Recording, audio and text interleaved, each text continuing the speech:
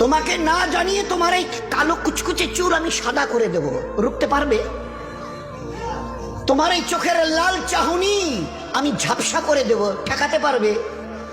তোমার এই লোহার মতো মজবুত দাঁত 32টা 16 একটা একটা করে ট্রান্সফার করিয়ে দেব, তোমার কাছে কোনো পারমিশন নেব না, ধরে রাখতে পারবে?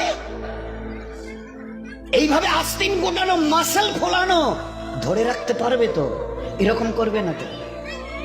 এইভাবে এরকম হবে না তো?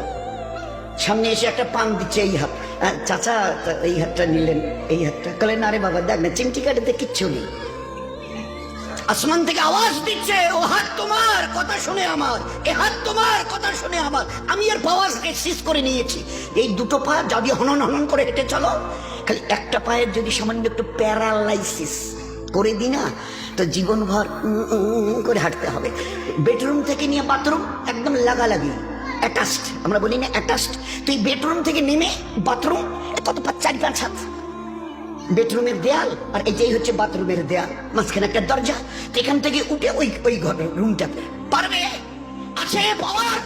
কিসের দেমাগ তোমার? কিসের এই অহংকার তোমার?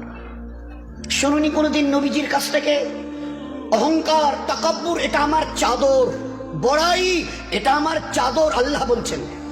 আর আমার চাদর ধরে যে টান দেয় তার ঠিকানা কোথায়? এবার বলেন না, সবাই কম বেশি জানে।